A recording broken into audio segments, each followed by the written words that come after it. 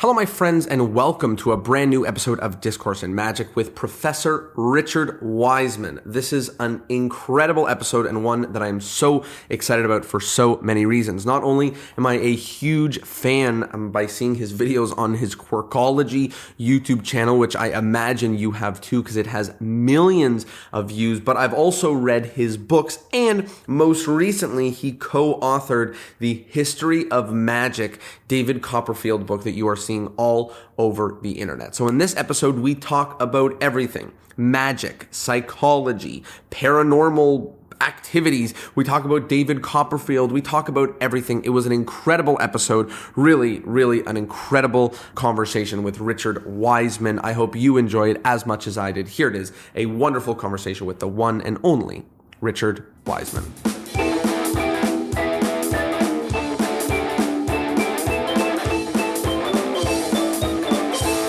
Richard, how are you?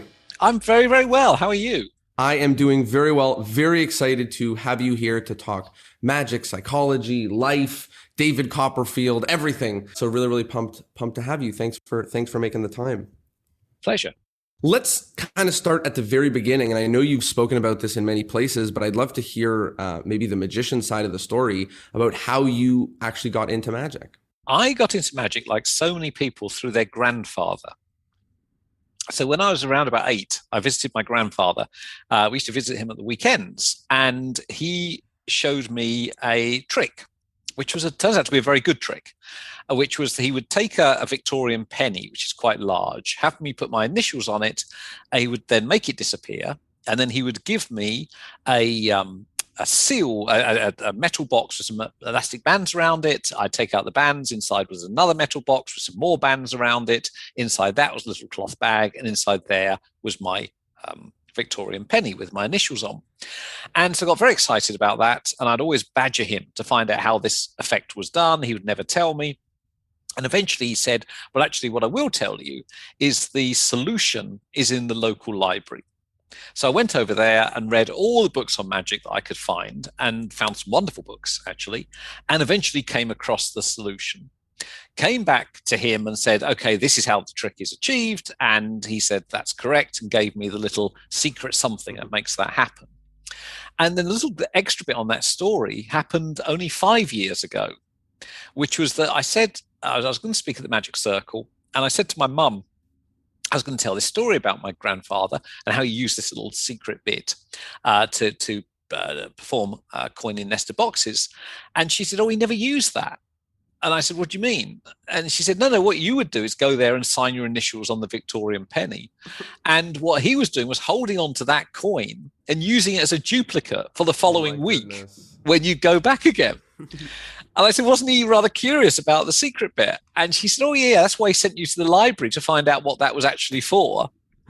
And so for a soft 30-something years, he managed to fool me, and he'd been dead for at least 20 of them. So, so that was my start. Was one grandfather who knew one trick, sent me to the library. As a kid, I had reading difficulties, and so going to the library was quite a daunting thing, but it was really magic that got me over those. And so I read that, then joined a local society. I grew up in Luton, which is just north of London in England, and then joined the Circle. And yeah, since then, been much of my life has been pretty much immersed in magic. I love it. And I love that story. It makes me think of a couple things. It makes me think of like Vernon and Tamariz challenging magicians to go and do something the way that it could be done, and just that it's never been done before, but they pretend that it has, or challenge them to do it, and people rise to the occasion to come up with it creatively. And in this case, he was just like, he wanted you to go find the answer for him. Absolutely. He just couldn't be bothered to go himself. And also, I mean, for years, I just assumed coin in nested boxes is a particular way of doing it, and that's that. You just don't think, well, look, of course there's another obvious way of doing it under those circumstances. That's why I love magic. I find it incredible that, enormous literature of magic. And so you say, thinking like something like, anything, jumping, elastic bands, anything at all, coin in nested boxes. been written about for 120, 150 years, and still people are finding new ways of doing it, new methods, new presentations. Magic, I think, like no other performing art, really kind of grows, really evolves, and there's still room for improvement, by everyone at an individual level. So I find it enormously stimulating, enormously exciting. I love the way that you talk about that with respect to magic, because I think it is this endless space, stimulating, exciting. That's such a good way to put it, that we can just keep digging and keep trying to figure out new ways and solving new ways to do these things. And, it's incredible that you can have a solution and challenge someone to go find a solution. And there may be 3 or 5 more, that are maybe undiscovered or unlimited undiscovered. Who knows? I mean, so during lockdown, I've been inventing magic, which I haven't really done for ages. And I came up with a new type of book test, a new method for a book test. And I don't know very much about book tests. So I wrote to Max Mavin and I said to Max, look, what do you think? Is this new? And Max wrote back and said he didn't know about it. So therefore, we were pretty certain it is new. Now, whether it works or not is another issue, because I haven't actually performed it. Like everything we invent, we like to convince ourselves it's wonderful. As long as you don't try it out in front of a real audience, you can hold on to that illusion. But the fact is, that in all the many, many, many years that people have been thinking about book tests, that, as far as I know, they haven't come up with this particular idea. And that is, I think, astonishing, that you can sit there in your room and come up with something that no one else has thought about. And my goodness, what an amazing hobby or profession to be involved in. It's incredible. I couldn't agree more. Let's talk about the next couple steps. Obviously now you can create magic. I mean, you have some time with the pandemic, I guess, to create a little bit more magic. But back then you were getting into it. We talked about the coin, the nesting boxes. You joined the magic circle. Talk to me about taking magic seriously. A lot of times there's this idea of it being a profession. I know maybe busking was a little bit in your world. Talk to me about how you were thinking about it as a profession, as a real thing, or as kind of this silly side hobby. How did you think about it? Well, I don't think I've ever taken magic seriously, but I do love it. I mean, that old gag about, when I grow up, I want to be a magician, and it's, well, you can't do both. For me, it's still a childlike fascination. What happened? I joined the Luton Mystic Ring, which is my local society. Then I joined the Magic Circle. I decided to go to university. So originally I was studying maths, physics, and chemistry. I was studying the sciences and thought I'd go on to do that at university. And then I read Showmanship and Presentation, but not the Fitzky one, the one by Morris. I'm struggling with the first name. I think Edward Morris, I'm not certain. And that book had this one line in it where it said, which was a revelation to me, that if you want to be a good magician, it's a good idea to be likable. And that's a fantastic piece of advice, because, what do we do for a living? Well, we go out and we say to people, look, here's 30 minutes of puzzles that you can't solve. I mean, trust me, there's an answer, but it's 30 minutes of puzzles you can't solve. Then we'll have a brief break and there's another 30 minutes of puzzles you can't solve. And audiences are supposed to enjoy this. It should, when we know, because it gives them, lovely phrase again, a stone in their shoe. It gives them something that just, quite frankly, is rather annoying. And our job is to make that whole caboodle entertaining, fun, and fun, and enjoyable, and stimulating, and all those things. And so this Edward Morris book said, it's quite good to be likable. And there's this book called by Dale Carnegie, How to Win Friends and Influence People, which is essentially how to be likable. And since then, I've written many self-help books myself, and it pains me to say that Carnegie's is still one of the all-time greatest books on being likable. So I went away, read about it. Of course, it's about psychology, and I got hooked on psychology. So I decided to do a degree in psychology. I went to University College London, which is right in the middle of London, because it's so close to the Magic Circle. And two things really happened there. One is that I started to do some street entertainment in Covent Garden with a friend of mine who was a juggler, and actually he's a very well-known neuroscientist now. And we were, I mean, there's bad, there's very bad, and there was our act. We were appalling. And what's great about street entertaining is you learn so quickly, because people have the the right, and to walk away. It's not like you've got a captive audience have to sit there and endure an hour of this stuff. They just walk away. So you can tell pretty quickly where you are in terms of being a good act, and we weren't. And so we earned no money at all. And at the time, my girlfriend was a nutritionist, and I said to her, "What can we survive on where we're spending no money at all, but we're going to pull through?" And she said porridge, which I'm not going to. I think North America porridge and grapefruit segments, and the grapefruit segments prevent. Yeah, they prevent scurvy, which is very important if you're just surviving on porridge. So we went and got a bag of oats and some grapefruit segments. So we survived on those for 2 weeks. And during those 2 weeks, we just did everything we could to improve the act. And by the end of it, it wasn't bad. It was okay. And so that was my first kind of real worldy out there with adults experience. Did that for a while, got into close-up magic, performed at the Magic Moments restaurant, which just opened in London, people like Richard McDougall and JJ and other people like that. And then went to the Magic Castle. So I was invited to perform at the castle, made the long trip from London to LA, and it was the most disastrous trip ever for me. No. It was, everything went wrong. Everything that could have gone wrong went wrong. We arrived, as a friend and I were doing the trip, we arrived in New York City and went to Times Square, which at the time was a lot rougher than it is today. And there were people doing the 3-card trick, to find the Queen. And I said to my friend, I'll point out all the members of the gang. It's not just the person throwing the cards, but there's the people that are going to, place the fake bets. And then there's the enforcers who are going to make certain you never walk away with the money and so on. And we counted 13 people. And then I realized there must be 14 people, because while I was counting the 13, someone had stolen my bag from between my legs. And that had everything in it. Oh. It had my act, it had my tickets, it had my passport, insurance, everything. Oh. So I then get a new bag, but it's I can't afford a very nice suitcase, so I get a really cheap one. The handle fell off. And so now I'm carrying this thing. I eventually make it to LA. When I get to LA, I do that terrible habit of prizing off one shoe with the other, and it rips the soles off my shoe. I sold off one shoe. Oh. So my first performance is going to be with this kind of terrible battered shoe and no props. And I went down to Hollywood Boulevard, went to a restaurant there. This was during the day, and the performance was going to be the evening. And I sat there. I was pretty much in tears. I didn't know anyone out there at that point. And this very lovely woman came over, and she could see I was distressed. And she said, "What's the problem?"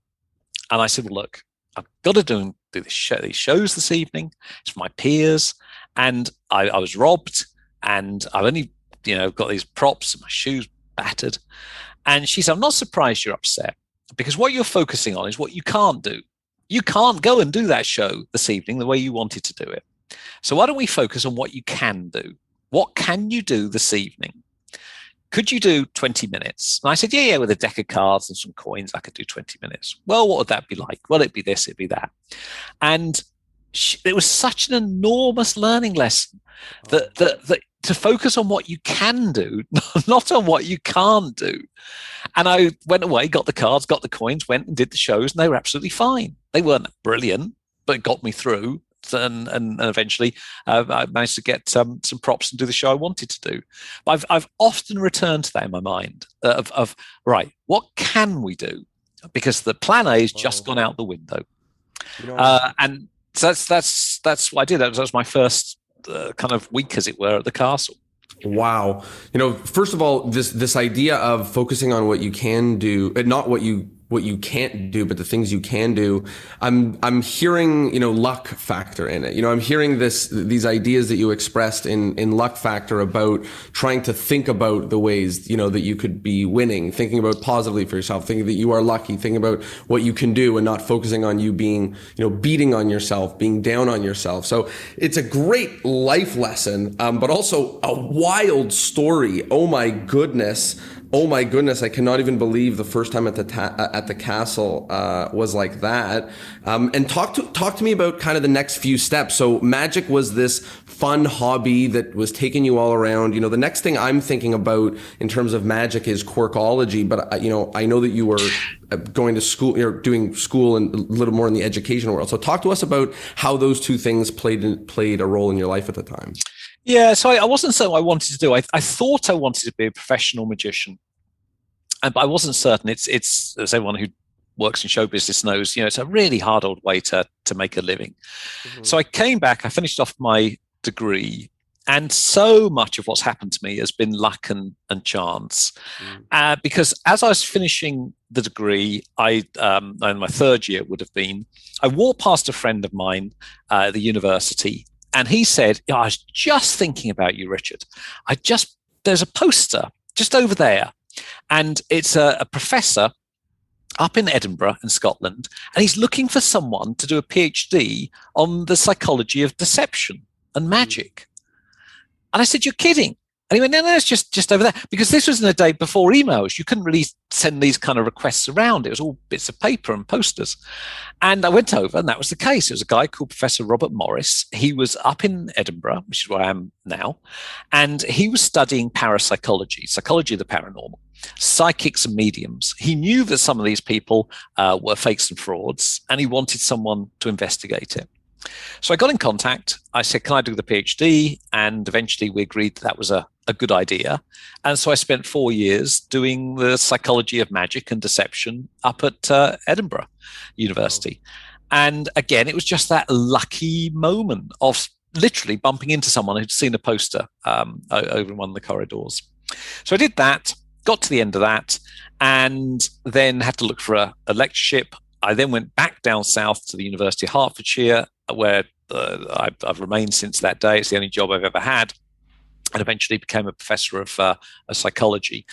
And a key part of what I do is trying, and I'm sure this is informed by magic, is trying to get psychology out there, outside of academia, to get these exciting ideas about whatever it is, luck or change or deception or communication, influence, out to the public. And one of the ways I did that was to start the Quirkology channel on YouTube, which again was very, very early on. I think YouTube had been running for about a year and a half. People didn't really know that much about it. Marco Tempest had done some wonderful illusion-based videos, and I'd always got this idea in my head of something to do with what's called change blindness, which is the fact that a bit like sort of editing in a film, if we're not focusing on a particular object, like the color of somebody's shirt, it can change between cuts and we don't notice. Mm-hmm. And I'd been walking around for about 6 months, sort of forming a piece in my head about how we could do the color changing card trick, but it's everything else that's changing, not the backs of the decks, back of the deck. And eventually, when we got one afternoon free, I said to the team, let's just get together and film this thing. And so we pulled everyone into the lab. At the time, Dan Simons, another psychologist, had made the gorilla basketball video. Yep. And so just as a little tribute to Dan, I put somebody dressed as a gorilla in that video as well. It's quite a well-known psychologist dressed as a gorilla. We stuck this video out, and overnight it becomes a viral hit. And so now I have to produce other stuff very quickly, which I did. And eventually that grew to the Quirkology YouTube channel. And we've had, 500 million views of those illusion videos, which is astonishing. So there's so much I want to talk about this channel, because it was, like you're describing, early in YouTube.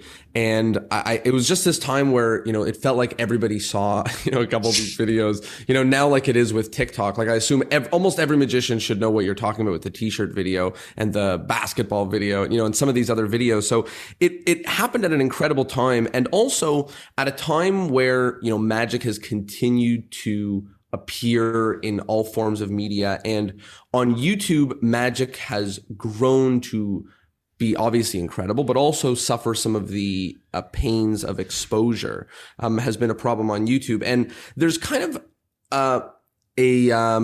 a pattern in a lot of your videos where you fool us with something and then you show us that it was even crazier. You know, the method was even wilder than we would have suspected, or here's what actually happened, or here's what you missed, or here's what was going on.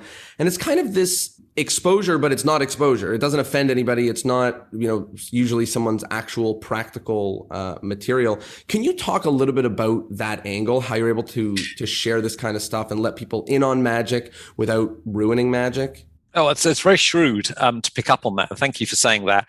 I can't remember, we started 2009, something like that. In all of that time, there has never been a single complaint from a magician, ever. And so why is that? Well, so here's the problem. Why don't we tell the public what it is why don't we expose our methods? We know that when you do that, people are normally just very disappointed. It just meant they go, oh, is it just a piece of thread, or you knew the order of the cards? Oh, and you can see the wonder and the excitement just drop away. Mm-hmm. So it just never felt like a very magical thing to be doing, is number one. Second, it's not up to me to give away secrets that other people have created. Right. That's just not my position. And third, there are people trying very hard to earn a living performing magic, and it's not my position to make their job even harder by exposing stuff. So what I've tried to do with Quirkology is to come up with effects which people go, oh, okay, car appeared in the box or whatever it is. And then the method is even more interesting than the effect. And it probably only works on camera because it uses forced perspective, or it involves 300 takes that we're prepared to do, and no one else obviously can't do that live or whatever it is. But it's a celebration of magical thinking. Methods are really, really clever. You know, they involve lateral thinking or very particular angles or whatever it is. But by creating your own and creating ones that magicians don't use, that only work on camera, that are more interesting than the effect, you celebrate that aspect of our art without harming it. And that was always the thinking behind every Quirkology video, that, you know, it would be something where people go, wow, magic's amazing, not, oh, it's just a thread on the ball, that's all it is. So that's what we did. But I have to say, most of the views actually come from the 10 Bets You Always Win series, which we started about halfway through. The channel was fairly popular. And then again, I had a phone call from a Times journalist who said it was Christmas time. And they said, oh, last time I saw you, Richard, at some party, you did these little stunts. They were not magic tricks, little stunts. Can we put 10 of them in the newspaper? People could do them over Christmas. So I came up with 10 of these stunts, went through those old Victorian books that we've all got sitting on the shelf. And then I thought, honestly, I could film these for Quirkology. Filmed it, put it out, hugely successful. We ended up doing about 15 of those videos. And they're the ones that drive massive amounts of views on that channel, and still do. I mean, this one of the things that I did some work with Google about, you know, what makes for a successful YouTube channel. And evergreen content, you know, stuff that people can go back to again and again and again, is very, very popular. And so, yeah, we still get a lot of views every month. It's astonishing. You know, there's something interesting about it. First of all, thank you for sharing the behind the scenes on that. It's nice to know about how you are approaching the magic and exposure and YouTube angle, which is quite a complicated thing that you've figured out a way to sneak around and not bother anyone in a really, really incredible way. But one thing I'd love to maybe talk about is to compare it to something we were talking about earlier. Is you said that, you know, in a magic show or in a magic trick, we're like giving somebody puzzles that they don't know how to solve. And we're doing that over and over and over again. And a lot of the times on YouTube, the reason why these exposure videos or even bar bet videos or even some of these ones that we're talking about is because there's this craving to know how the thing works. And I agree with you. Sometimes when you know how it works and it's disappointing, we know as a magician when people learn how it works that sometimes it is disappointing, but there is such a hunger for it and such an excitement for it. And I asked Teller about this because obviously the overlap between Fool Us and YouTube YouTube, has a lot of people talking about how things are done.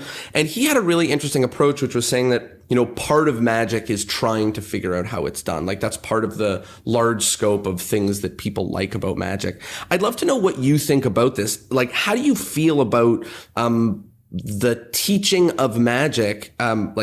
It seems like in a lot of ways it feels more fun sometimes than performing a trick and saying, Nana boo boo, I know how to do it and you don't. Do you get what I'm talking about? Yeah, I spent quite a lot of time thinking about this. And obviously there's two parts to a magic trick. There's the effect. There's that moment of, oh my goodness, something which I thought was impossible now appears to be possible. And that's the moment that I think people enjoy. And then somehow that's swamped by the rational brain that goes, hold on a second, how did you do that? So there's definitely those two aspects. And we, as magicians, we often focus on the second one. We focus on method. We focus on concealing method so that when people get there, they've got a really hard time trying to figure it out. I think we'd be better off focusing on the first part.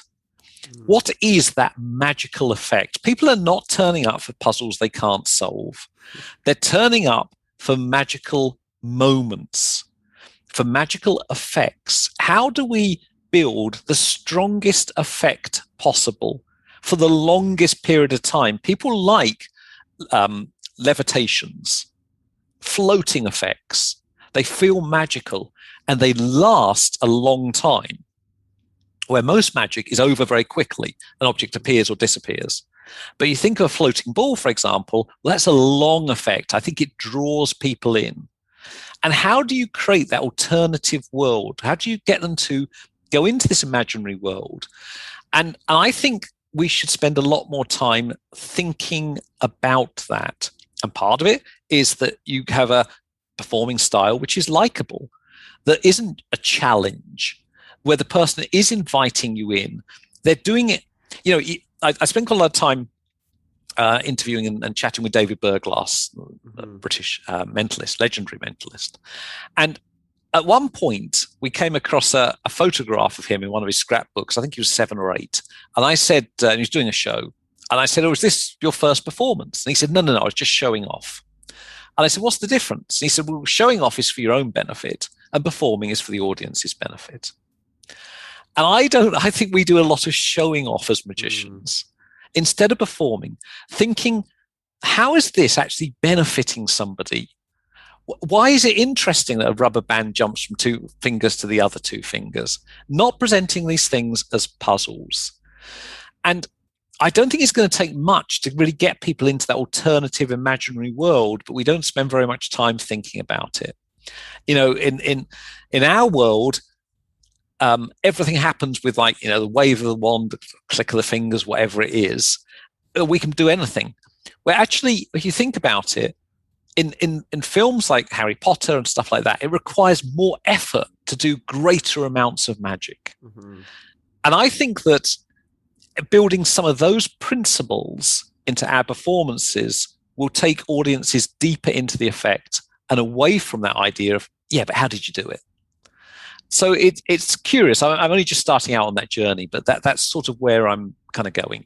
It's very helpful the way you describe that, and it's clear as a magician that the more that our audiences buy into the premise or what it is that we're talking about, often that is the biggest cover of the method that we possibly could have. That's the best cover of a method possible. And leaning more into that, it makes me think of Darren Brown, talking about exactly what you just said. If you're going to try to read someone's mind, like that may actually be a difficult process. And you would have to go through some sort of difficult process to read someone's mind. You wouldn't just write it on a piece of paper and turn it over very quickly. Absolutely. I mean, what's interesting about psychological illusionists, some gambling scam folks, some of the fake psychics, is their frame isn't a magic trick. So people aren't looking for the solution there because they think they know what's going on. They think it is body language, or it is second dealing, or it is the spirits. So there you remove the search for the method by changing the frame. Magicians haven't quite got that luxury. So I think they have to think of other things. And if you go, look at Magic and Showmanship, Henning Nelm's book, he talks about the ham sandwich theory. Yep. If you show a top hat empty and produce a ham sandwich, well, whatever. Show a top hat empty, say to somebody, and somebody says, "Oh, I'm really hungry. I'd love a ham sandwich," and then you produce it. Well, that's a miracle. And it's because they wanted that thing to happen. And we don't think about that in terms of our effects. What do audiences want to believe? Because, a card coming up to the top of the deck again and again, I don't think anyone cares, quite frankly. Where if it's something they want to believe, white miser's dream, great effect, because the idea of just reaching up and producing money, wonderful. Look at fairy tales. In fairy tales, objects transform. They don't just appear, often they transform, and an ordinary object transforms into something you want. And, you take Teller, for example, a wonderful end of his miser's dream routine, the coins go in and they transform into golden fish. And these are magical ideas. And I think we're bypassing them and somehow just focusing on method all the time to create strong magic. That's one way, but I think there are other ways.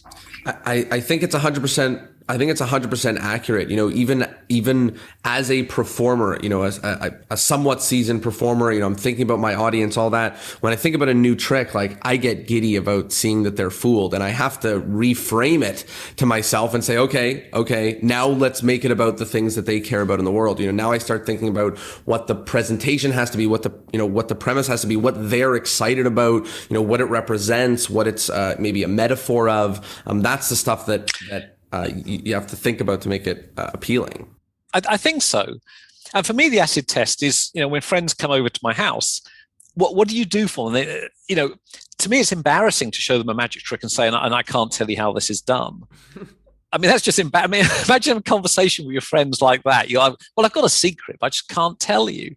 They'd just be going, well, what kind of friend are you? That's such the crux of the beginning of this little section that we were talking about. And I love the way you just said it, which is like, sometimes it's more interesting. It feels more interesting for my friend, for my pal, even if they're not a magician, to say, look at this and look how it works. Like that's what my friend would do. My friend would say, look, I know how to do this. Anyways, too bad for you. Right. So I'm with you on that. Exactly. I mean, what you might say to your friend, which I've said occasionally when people come over, is like, I'm trying out this new magic thing. Would you mind just pretending to be an audience? Because I just need someone to show this to. And that seems like a friendly thing to do. And my friends go, okay, yeah, I'll go along with that. Oh, I enjoyed that or didn't. That's all right. But outside of that frame, you're absolutely right. The really fun bit with your friend is going, look, this mechanism here, and that pops the card out. Isn't that incredible? And you're, oh my goodness, that's amazing. Well, fine, but what could you do for your friend where that would be actually a shared experience, something like all the rest of our conversation we have with our friends? A lot of the time we're doing it for their benefit, telling them a funny story or telling them something that's important or whatever. What's that bit of the magic? I think is missing with a lot of performers. I love the way you just said it, is how can it be a shared experience? Just like us telling a story, and a story or a joke is maybe the best example where I know the punchline. It is not as funny to me, but it's for your benefit, for you to hear this joke, or for you to be a part of this story, and trying to think about it in that way instead of maybe a self, something to get yourself excited. Just before we move on from that segment, I've been asked to consult on a lot of projects putting magic into shows and so on. My mantra is that everything is better without magic. Take the magic away and see what you've got, because that's the crux of it. So I always, a close-up magician going around weddings or whatever, take the magic away. And what have you got? Can you go up to a group and just be friendly and talk to them and ask them if they're having a nice time and so on? Because that's what you should be doing as a nice, pleasant kind of host. Take the magic away and see what you've got, because we're using it as a crutch a lot of the time. And actually, authenticity often comes in all of these projects by just removing the magic. It's a curious thing. We think that magic's going to solve everything, and it normally just gets in the way a lot of the time. And so I'm always interested in innovative ways of using magic, but in the straightforward manner of just fooling people, I just find normally it just trips everyone up. I couldn't agree more. And I've spent my life trying to get over the way that regular tricks trip people up in sometimes an uncomfortable way. And I still haven't figured it out. You know what I mean? Like as a performer, I still haven't figured it out yet. Obviously, people still like the shows, but what we're talking about here, this nuanced idea of sometimes it really is cooler to want to know the second half of the sentence, which is, and here's how it works, or and here's what makes it so cool, or something, and figuring out the way to not make it have the structure of I know this and you don't, and moving on from there. I wanted to talk a little bit about paranormal. I know you spent a lot of time investigating the paranormal, and I don't want to spend too much time on it because I think really what I'm most interested in is why it seems like every, let's say, decade, another person invests their life into debunking and it doesn't stick and nobody cares. Like there's no amount of debunking, there's no megaphone loud enough to make the debunking of like a psychic stick. And maybe some of us even know an intimate situation where we know a friend or a peer or something who's like been to a psychic, and we try to have a logical conversation, and even those don't stick. Why is it that it's so hard? The debunking is not just information. Why doesn't that, do enough? See, what's fascinating, that's a great question. Thank you. What's fascinating is the juxtaposition between what you've just said and what we were just talking about. When we show people magic tricks, they're desperate to know the method. When they see a psychic performance, no matter what you say to them, they don't want to hear the method. Mm-hmm. And that's because the effect is so much better. It's so much better to believe that someone can predict your future and take away your anxieties about what's going to happen, or they can cure the illness of a loved one, or if you've recently lost somebody, they can put you in contact with that person one last time. The effect is so powerful that you don't want to know that there is a rational explanation for it and that it's a trick. It's the same thing. So the answer to your question, I think, is because the fake psychics and mediums have just got much better effects than the magicians. They're effects that people want to believe and maybe need to believe as well. But you are right. Every single few decades, and Randy was probably the best example of it most recently, there's always somebody going, none of this stuff is true. And thank goodness they're there. I've been a skeptical movement has been a big part of my life. But yes, the inroads in terms of public belief have been minimal. Belief in psychic stuff sticks at around about 40-50% in the UK and the USA, and it's very, very hard to dislodge that. And is there anything we can do, like as somebody who has been really in the thick of it, like aside from like obviously you can't logic someone out of it or anything, but some people are really frustrated, rightly so, especially I think magicians is a great group who is like, doing this for good and not evil, let's just call it, and who are very frustrated about this. Is there anything we could do, even if we're just talking to our peers, maybe not necessarily, talking out to the masses, but is there anything that we can do to let people know, or should we, or, what's the right answer here? Oh, I don't think we should take a moral stance. So Marcello Truzzi, another sociologist and magician going way back, he always thought the best thing to do was to recreate the phenomena, but not give people the method. And it's where he differed to Randy, because Randy would often tell you how he'd done what he'd done. Truzzi would always argue that it's better to not show people the method, because as soon as they see the method, they go, oh yeah, they discount it. Oh, I see you used a pre-prepared spoon, but the psychic I saw couldn't possibly have done that. So there was always a bit of debate about that. What would happen? I'm trying to think with my friends that I believed in psychic stuff.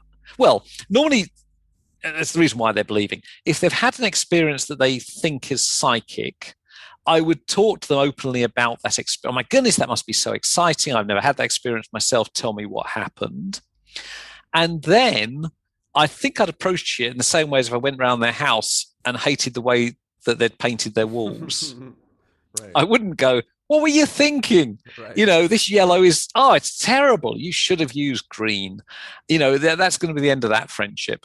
I think I'd say, wow, okay, that's interesting. You comfortable with that? What do other people think?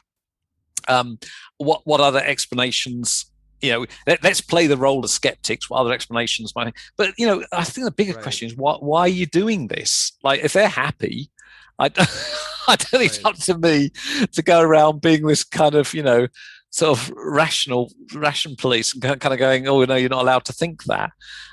If I think it's being harmful to them, then I think I might try and be a good friend.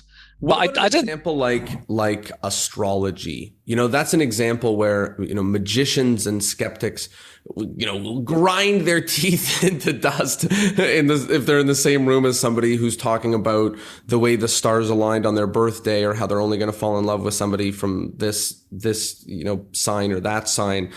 Is the feeling like let them go, let them live? If they're enjoying it, enjoy it. Do we have any moral responsibility to have a conversation, or no? Let people. I don't think we do have that. No, I think let them get on with it. It's not us going, oh, do we have any moral responsibility? Think of all the magicians we know who work as fake psychics, fake mediums. Think there's the moral responsibility. They know that stuff is untrue. They're not qualified counselors, qualified psychotherapists most of the time. They're sitting there influencing other people's lives with a double lift, and then kind of going, oh, I'm doing this for the good of them. No, they're not. They're doing it for the good of their own bank balance. That in terms of the overlap with magic, is where, to me, the extremely dodgy moral side of things. If friends came round, talked about astrology and seemed to be enjoying it and have a good time, as long as they weren't investing their money on the basis of some financial astrology, I'd have a giggle with them. Mm-hmm. And then do the old gag about, well, I'm a Virgo and we're notoriously skeptical, or whatever the gag is. Right. So yeah, I do find it. I think we should get our own house in order, I guess I'm saying, before we start trying to change other people's lives. And even more specifically, the way you put it, the people who know that they're doing wrong is really where the danger lies. Not as much as the people who are. And I think the reason for that, the reason why so many magicians are attracted to that, is the effect is there. You touch people emotionally, you can get them to cry. And I think for some magicians, they're kind of getting off on that. And I think it's completely immoral. And you have no right to be interfering with other people's lives on the basis of a double lift.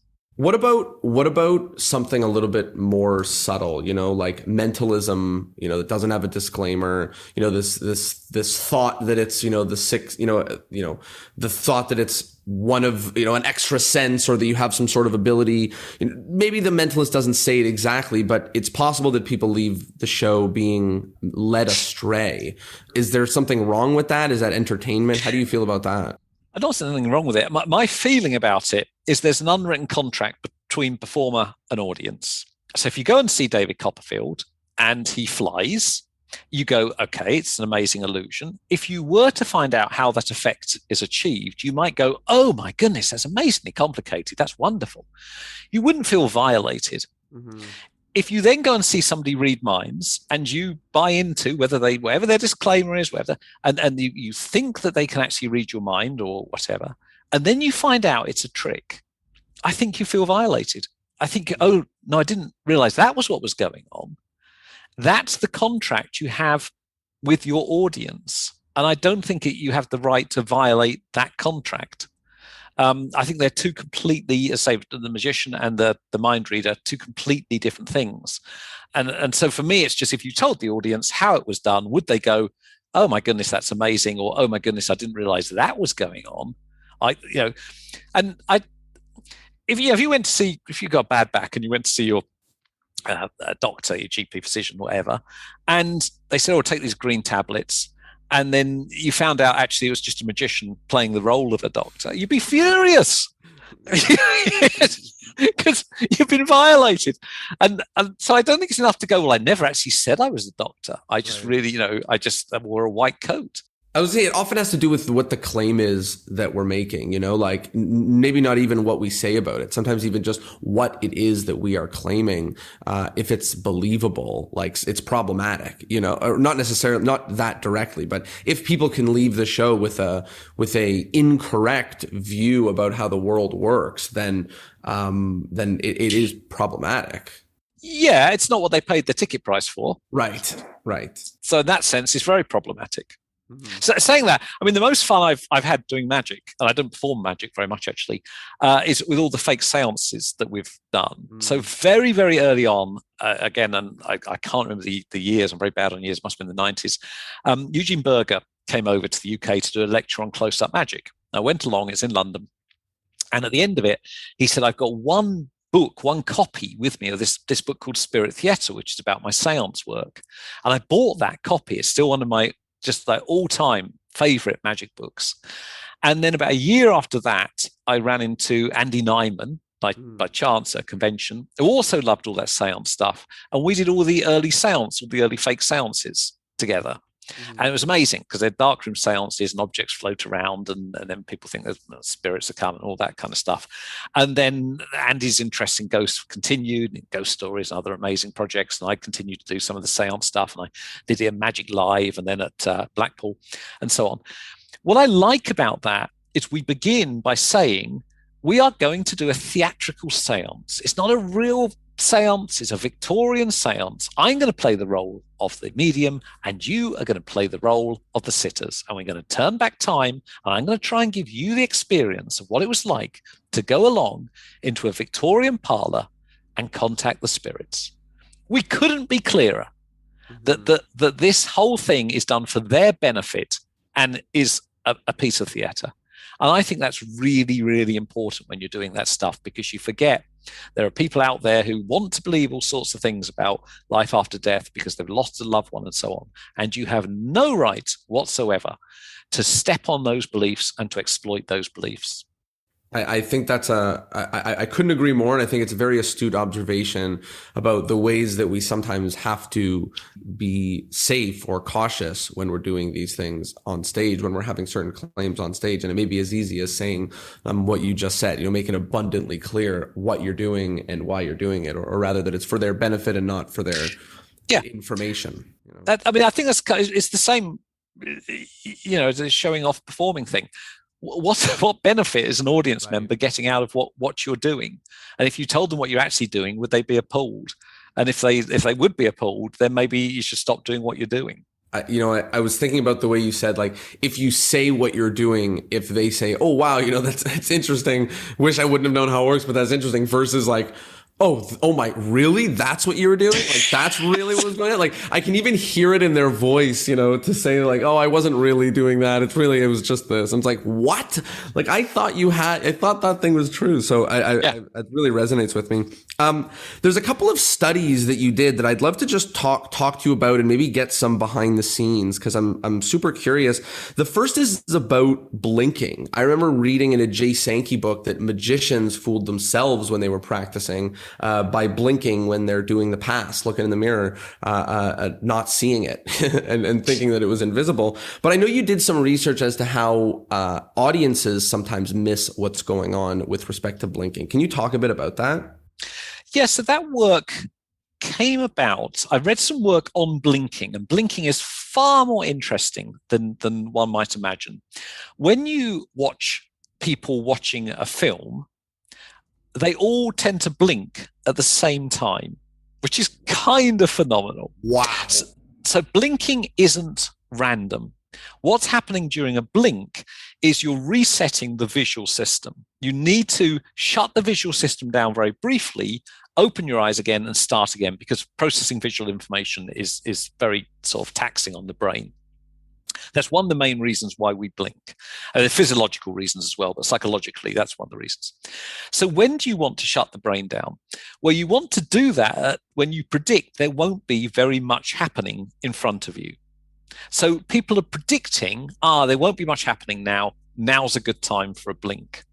And in fact, there's some work in film editing that when you see an actor blink, that's a good time to edit that scene because they've made the same decision. And so there's some interesting work, which I spoke about with Teller, about the use of actual actors blinking to sort of mark and edit in your film. So blinking isn't random. Blinking is us predicting that not very much interest will happen. Now's a good time to briefly shut down the system and reset. And my little leap was, well, hold on a second. When you watch magic and there's a relaxation of attention, that's the performer indicating there's not much happening here. So I wonder if that's when audiences are blinking. And to find out if that's the case, we analyzed Teller's Wonderful Miser's Dream routine. We showed it to people and monitored their blinks. And whenever pretty much he was doing a steal of the coins, which obviously he doesn't want the audience to see, you get a blink. Mm. So they are literally not seeing that steal. And the reason for that is they're on the offbeat. They're after a laugh. They're after the production of a coin, or nothing particularly interesting seems to be happening at that point in the routine. So I think, as magicians, we sort of know that information isn't going in because otherwise people would rumble us. But the extra little bit of icing on the cake was that actually people were blinking at that moment. And so that's a kind of validation that, yes, you've got that relaxation of attention at the right beat in the routine. That is awesome. And thank you for explaining that, because, I think, like you just said, as a magician, we know that people have a blind spot in offbeats.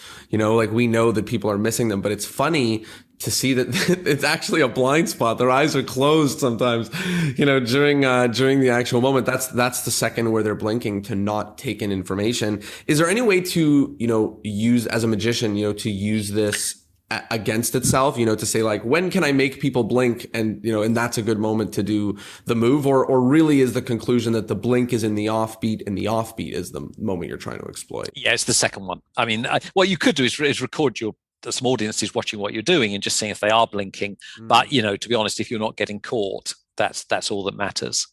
So when I was at Blackpool, 2 years ago, I guess now, there was a dealer got a fantastic optical illusion, which was based around blinking. And it's a little bit difficult to explain, but it was one of these images which could flip, a bit like a Necker cube. It could flip one way or the other. And so the idea was you saw it one particular way.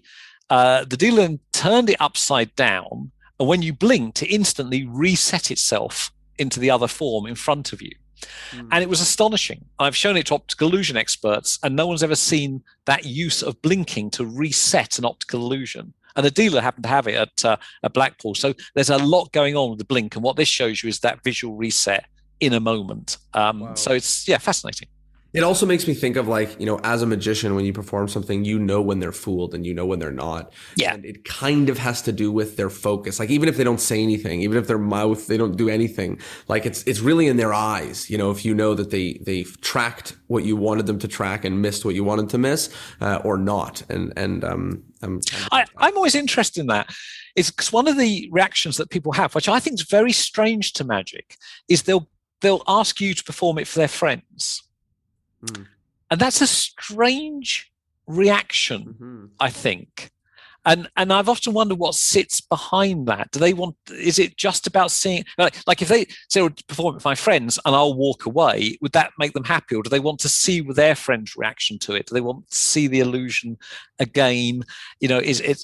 And because it's what's great about magic is it does give people something to talk about. That's why I got close-up magic is, I remember when I did do it, you'd walk to a restaurant table with a group of people that quite frankly were bored in each other's company. They've been together for 30 years or whatever it was. You did a magic trick and you walked away and you could hear them talking about it. How did they do that? Wasn't that amazing? Wasn't that funny? And you thought, well, just for that moment, they've got something to talk about again. That's rather lovely. So I'm quite interested in the sort of social currency of magic. Yeah, I love the way you said it. You say like, show my friend this.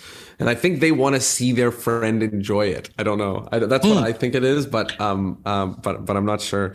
The next thing I wanted to talk to you about was a study that you did about magic and well-being, and about how learning magic, or how young people learning magic, it could be beneficial for their brains, for themselves.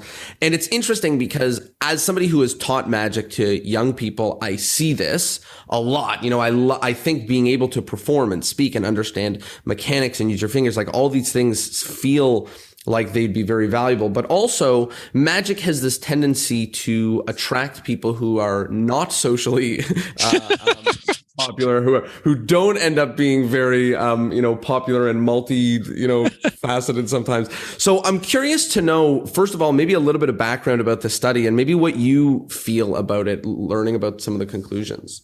So that's probably I've done a couple of papers, but that's probably the review paper where there's a lot of work on well-being out there, and I just brought it together and reviewed it. And then more recently did some work which showed that by teaching kids magic, you got them to be more creative thinkers. It's always funny, isn't it? Because we always say, oh, magic teaches social skills and confidence and self-esteem. And then you think, yeah, but if you went to a magic convention and said, here's my evidence, you go, right. So am I in the control group or the actual? So I think it does produce all of those things, or at least it can do. The biggest thing I think it does, and this is what I find amazing about magic, is that if I said to you, look, here's the deal, there's a chair over there, and we've got to find a way of making it look like it's levitating. We could brainstorm it, and we wouldn't have any problem at all. We'd probably come up with 5 methods. What an astounding mindset that is, that you take an idea which is clearly impossible and you find ways of making it happen. And I think we do it so naturally, it's so embedded, so baked into magic, we forget that. And I think that, for kids in particular, is an astonishing life lesson. That something that seems impossible, there's not just one way, there's not 2 ways, there's several ways of making it happen. Wow. And I did a book a couple of years ago where I interviewed the mission controllers involved in Apollo 11. And the actual group at the heart of NASA who took humanity to the moon. And that was their mindset. They're not magicians, but they were faced with this impossible task of, before the end of the decade, you need to get a person on the moon and back again. And by the way, the most you've got off of the Earth at that point was probably about 10 yards, and even that didn't go very well. And even today, space station is just outside the Earth. You're going to have to go 250,000 miles to the moon and get back. It's still not an easy thing to do even today. And they had to get themselves into that mindset of believing that something that seemed impossible was possible. And actually, when you look at how NASA did it, it was fascinating, because originally all the experienced rocket scientists and scientists said, this is impossible. It can't be done within 8 years. And they got rid of all those people. They brought in a group of kids, about sort of 21, 22. And in the words of one of them, we were so young that we didn't know it couldn't be done. And so we got on and did it. And I think that's the real value of magic. We do produce seemingly impossible phenomena. And we show ways of making the impossible become possible. And that is such a powerful mindset. I think that's where the real benefit of what we do lies.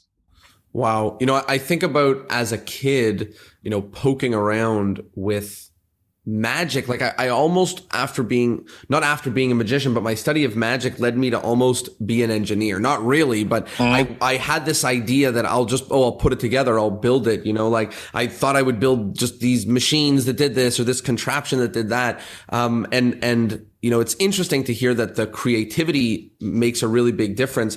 In magic, one thing that is often said by magicians is that, you can be creative, you can have that creativity, but you often need this like pretty wide basis of understanding of magic to be able to do it. A lot of the times you need to read, a couple dozen books or whatever the case may be to feel comfortable being able to problem solve these situations. What would that have been for the Apollo team?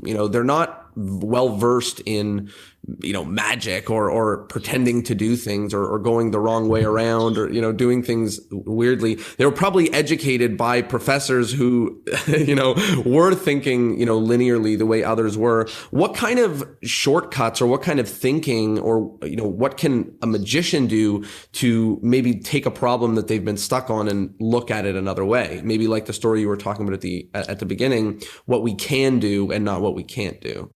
Well, just to follow up very briefly on the Apollo lot, they had not been taught at all. They're the first in their families to go to college. and mainly were drawn from rural America because they wanted a group of people who would work together. They tried going to some of the better universities, and all those people wanted to be the star of the show. They weren't team players. And so they got rid of them pretty quickly. They were needed team players. And I spoke to head of recruitment at the time. I said, how did you recruit these people? And he said, I didn't even bother looking at their backgrounds or anything in that sense. He said, other than the fact that they were often from rural America, so they're team players. First, their families go to university. He said, every single one of them, I looked into their eyes. If I could see the passion, if I could see the fire, I knew they'd be okay. And that's how they were selected. And I see that same passion and fire with magic. When you go to conventions, people are sitting up until 3, 4 a.m., with decks of cards. Have you tried it this way? Have you tried it that way? It's that passion that will get you through. It's the passion that means you read all of Tarbell, or you'll find everything out about something, and so on. And that's, I think, in order to be creative, you have to have that enormous knowledge base. And then normally you have to sort of forget it and take something from another part of magic or another part of engineering or psychology or whatever and apply it to the problem. But I don't think you can invent without honoring the past, and also having that ability to combine two ideas that haven't been combined before. And I think that's what's kind of key to it. But isn't it incredible that you can do all of that? Most hobbies and interests and professions, you have to spend vast amounts of money. In magic, you buy, a decent deck of cards, a couple of books on card magic, and that could be you set for the rest of your life. That's phenomenal. So I think it's accessible to everyone. The knowledge is out there, much easier now than it was in my day because everything is on the web. But you have to know that stuff. I don't see people being creative just from the get-go. I think the really good ideas come from people with deep knowledge and that ability to turn everything on its head or take something from another realm and apply it to magic.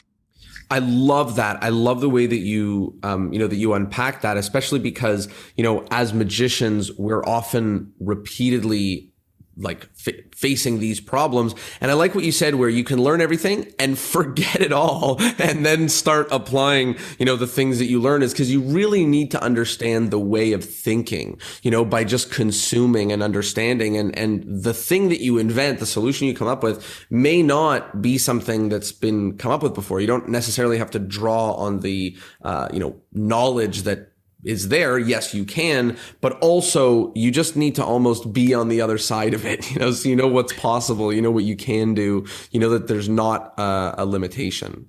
It's odd. I mean, for me, I'm also fascinated by sleep and dreaming. My best ideas are that first 1 minute, the first 60 seconds of any day. I open my eyes and often I've had a dream or there's a thought in my head. And there was a really weird moment when I was actually working in Vegas, and I woke up and I recalled a television program, an item on a television program, magic item. And this was the item. The magician is on a beach. The magician's walking along with a spectator. The spectator names a card. The magician stops, digs down in the sand, and there's the card. And then you go, fine. They then take back time, and we find out that what the magician has done is buried 52 cards all over the beach. The moment they hear the card, they just walk in that direction and then find the chosen card. So I wake up with that thought in my head. I think, oh my God, I must have seen it as a kid or something. So I ask around everyone. I was at Penn and Teller, is it David Copperfield, is it a Darren thing? It turns out it's entirely fictitious memory. That television show that I saw in my head, I think, is the result of a dream. Wow. But somehow in that dream, I put together all those items. It's not a bad idea for a TV item. You could see that kind of working because it's fun. But it all happens at night. And for me, that's when things sort of seem to gel together. So that first 60 seconds of the day where you wake up with that idea in your head, often for me is the most productive.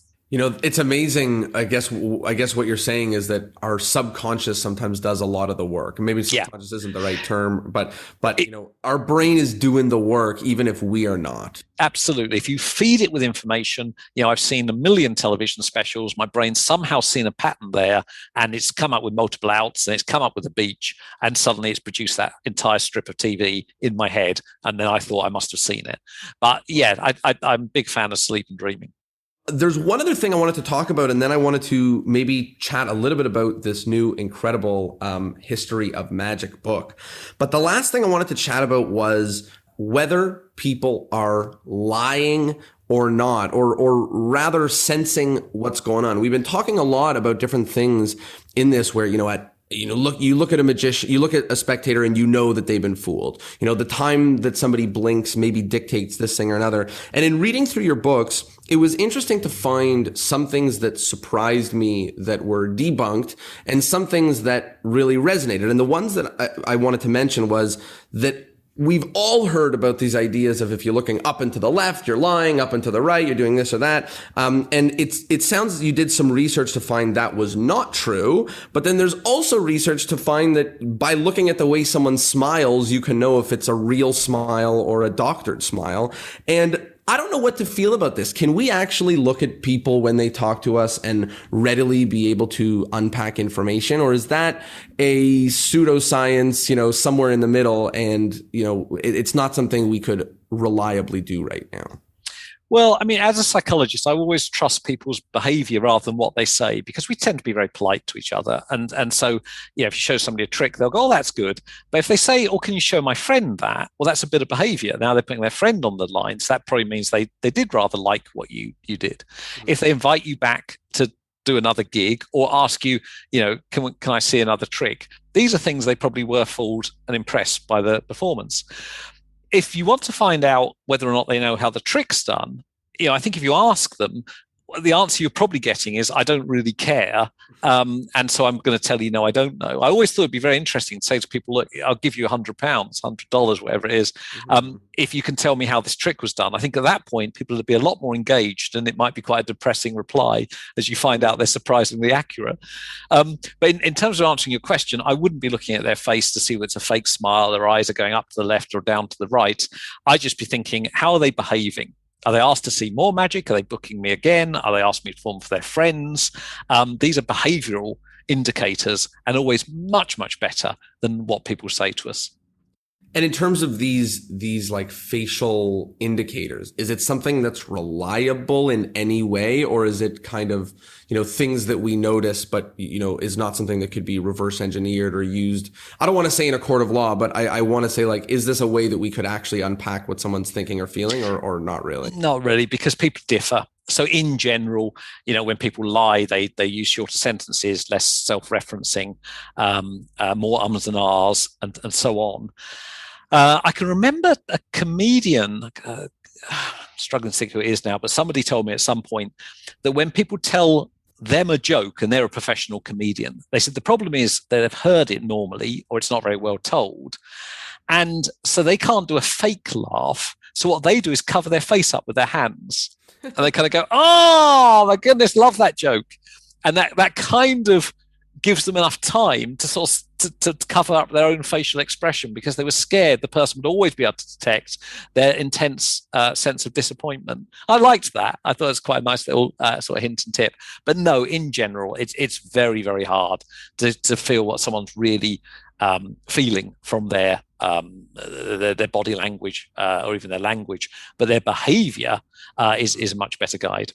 That's awesome and helpful. Even if you're thinking about, our friends, our family, our peers, the way they actually act is a better indicator than, what they may be doing with their face. Although sometimes it's, if people are listening to you or not based on, if they're nodding along or all that, but, that's super helpful. I wanted to talk about the David Copperfield History of Magic book. I'm holding it in my hands. It is gorgeous. I have a couple questions about it, but I'd love to know, how did this kind of partnership to put this book together come about? I was at a skeptics meeting in Vegas about 3.5 years ago. And there's an Italian magician there, Massimo Palladoro, who's a very good friend of mine. And he had some tickets to go and see David Copperfield. So he said, would you like to go and see the show? And I said, that'd be wonderful. We went to see David's show, and it was incredible. And David said, oh, do you want to come backstage and meet me? So we came backstage, and David said, do you want to come on a tour of the museum? We said, oh, that'd be amazing. And it was. Went all around the museum. It is incredible. It's endless exhibits and wonderful apparatus, incredible library, and it all looks so beautiful. I mean, I think the book does do it justice, actually. It is incredible, like the Smithsonian of Magic or the British Museum of Magic. Unbelievable. And as I'm walking around, I thought, because David he gives personal tours, but it's always for fairly small groups of people, and the nature of the museum and the nature of magic means that it's very difficult you couldn't possibly open it in its present form to the public. But we could do that via a book. And so I pitched it to David. I said, what do you think? Do you think we could somehow encapsulate this wonderful museum in book form?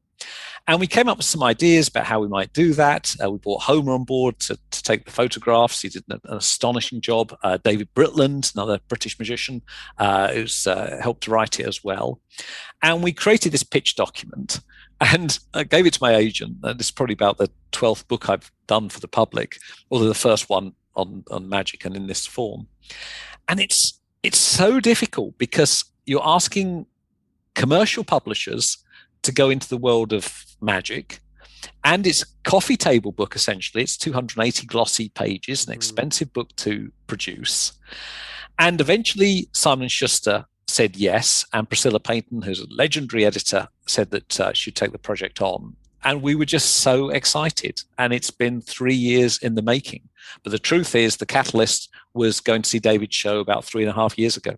David has been obviously moving people for generations now in magic. And this is an incredible legacy to the stuff that he's put together, but also, kind of important. As I was looking through this book, I'm looking, not kind of important, very important. I'm looking through this book and I'm looking at the magicians of history. And it's so important that these stories are told. This is like, is a weird thing to say. It's like the lore of magic, these stories of things like Robert Houdin, the stories of Chung Ling Soo, the stories of, Del O'Dell or Nace.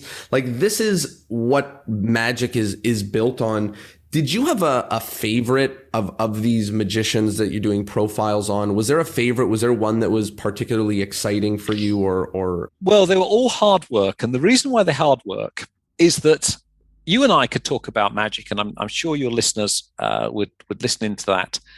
But if you and I were in front of a lay audience, what would we be talking about? What would excite them about the world of magic? That's a different question. Mm-hmm. And in the book, of course, it's for a lay audience as much as it's for a magic audience.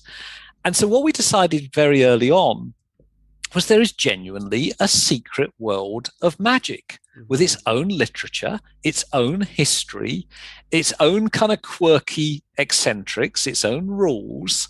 And the lay public don't know anything about that world. So why don't we take them into it so that when they go to see a magic show, they've got greater appreciation about what magic is about. And each of those chapters gives you a different angle on magic. Shining Pollock tells you about perfectionism. Chung Ling Soo, the fact that people put their lives on the line. Houdin is the person who takes magic from the streets to the stage. So yes, it's about history, but it's, I hope, much more than that.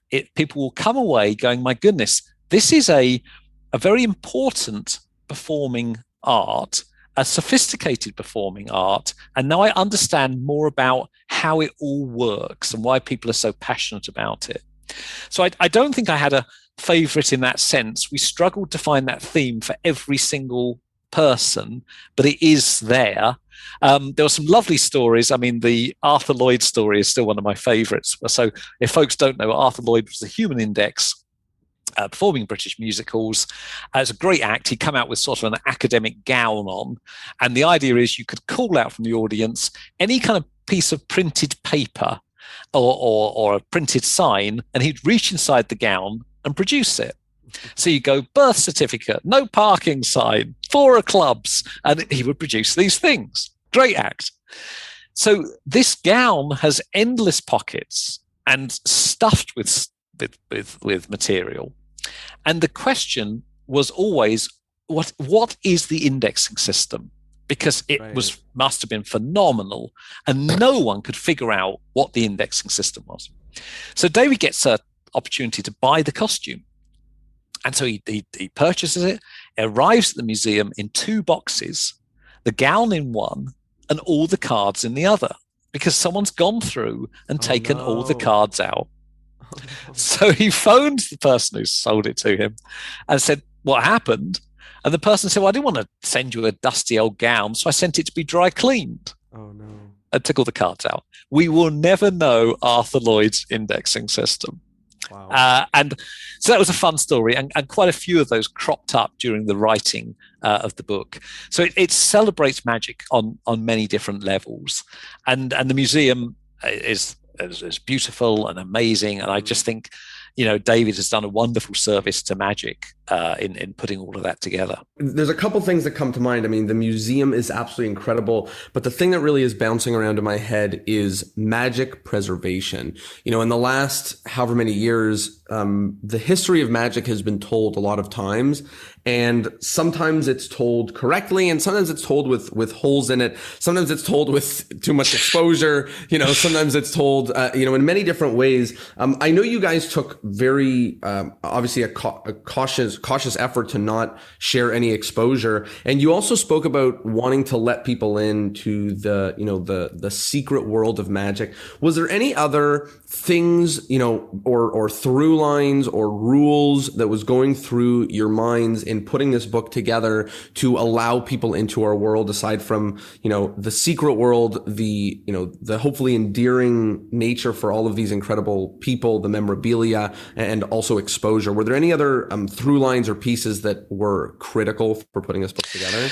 Several strands emerged. One thing about the book, I think I'm right in saying, and I might be wrong on this, but I think you'll struggle to find the word trick in there. It is illusion every single time. I don't think we may use it once or twice, but it is about illusion. It is not about the trick method side of things. Another is that many magicians, if not most, certainly some of the most famous, are from very modest backgrounds. And they use magic as a way of elevating themselves within society. And it gets back to that whole well-being issue that we were talking about before. But I think the big one that runs through, and it took us quite a long time to find it, is that magic evolves like any performing art. And so early on in the book, you find out about Selbit's sawing in half. Then a bit later, you find about Dante's sort of sanitizing of that and the separation of the boxes. Then a bit later on, it's the buzzsaw. Then we finish with David's death saw. And he talks about standing on the shoulders of giants, that museum is not just about the past. We preserve it in order to look towards the future and to create better futures for magicians and for magic. And that's our grand finale in the book. So yeah, we found all of those strands in the writing of it. I think that's a beautiful, grand finale of the book, and a reason why this is not only a book for lay people, but also one for magicians. Because, I once had a magician tell me, I said, I came up with this. And he said, if you came up with it, it either means that you didn't research it enough, or, you don't know what you're talking about. And I thought that was pretty funny. And it's always stuck with me, right? I think I came up with something. And the truth is there's the shoulders of giants that we're all standing upon. And it's really, if I did come up with it, it's probably a little tiny version of something that someone else came up with. So understanding this history and the way that these pieces of magic develop are so critical, and I love that. Yeah, and I should say, when I said to my mum, I've written a book on history of magic, and she said, you've written another one. And I said, no, this is the first one. And she said, no, you wrote when you were 12 or 13. And she goes up into the loft in her house, comes down, and it's a school project. It's 40 pages long that I wrote when I was 12 or 13 on the history of magic. And there's Houdini in there and Devant and so on. And lo and behold, David Copperfield is in there.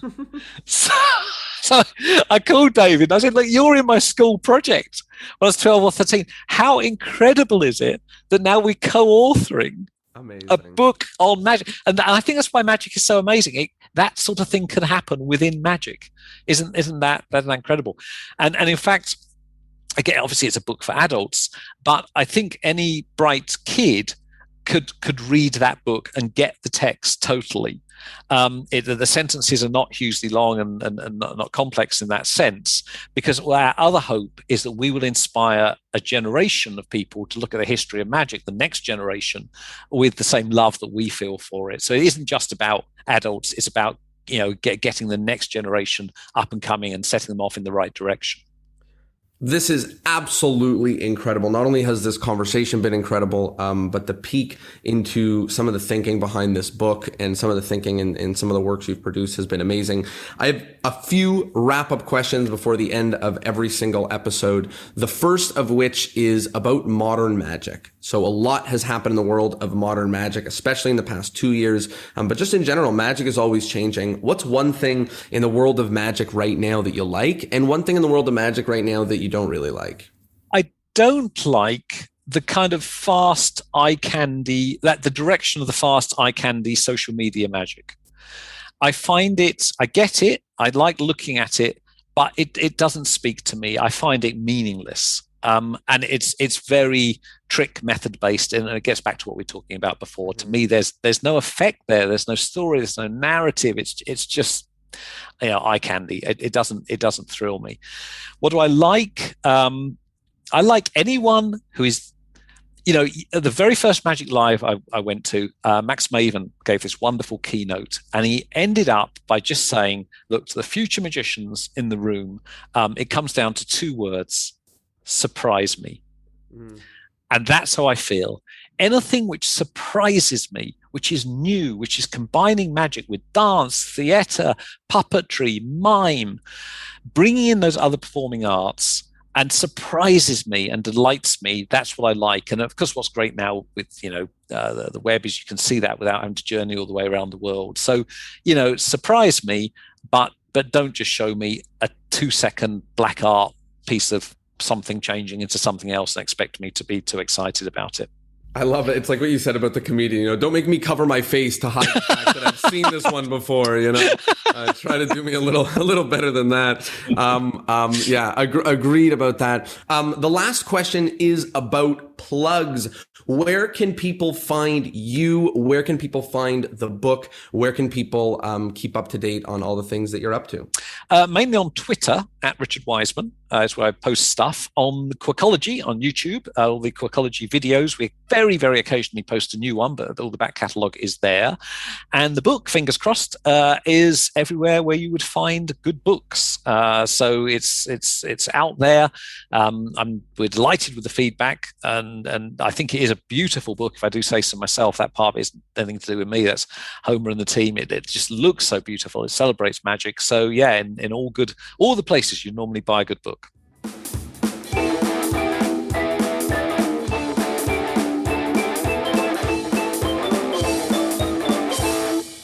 Well, there you have it. I hope you enjoy the episode with Richard Wiseman. He is incredible and quite brilliant. And if you liked it, if you thought there was a lot to learn here, then please share it with your friends. Tell a friend. It means the world. And of course, if you haven't yet, go pick up David Copperfield's History of Magic book. It is gorgeous. It is beautiful. It is incredible. And a whole lot of magic history that's quite enjoyable to read. So hope you like it. Thanks for being here. And I'll see you all next Thursday.